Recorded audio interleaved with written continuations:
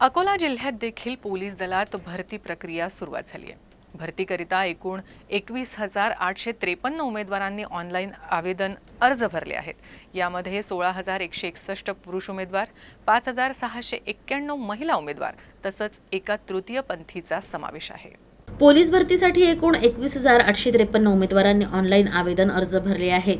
यामध्ये 16,161 पुरुष, 5,691 महिला आणि एक तृतीयपंथीयाचा समावेश आहे। उमेदवारांचं शारीरिक तसंच कागदपत्र पडताळणी चाचणीसाठी पोलीस मुख्यालय निंबाडी इथं अकोल्यात सकाळपासूनच प्रक्रिया सुरू झाली। सुरुवातीचे 2 दिवस सर्वसाधारण प्रवर्गातील 800 पुरुष उमेदवारांना बोलवण्यात आलं आहे। ही भरती प्रक्रिया 17 दिवस चालणार आहे। या भरती प्रक्रियेला रविवारी विश्रांती असेल। आजच्या मैदानी चाचणीत उमेदवारांची 100 मीटर, 800 मीटर आणि 1600 मीटर धावण्याची आणि गोळाफेक चाचणी घेण्यात आली। तर पहिल्यांदाच पोलीस भरतीत अकोल्यात उंची आणि छाती मोजण्यासाठी तंत्रज्ञानाचा वापर करण्यात आला आहे। ही भरती पारदर्शक होण्यासाठी तांत्रिक उपकरणांचा वापर देखील केला जातोय।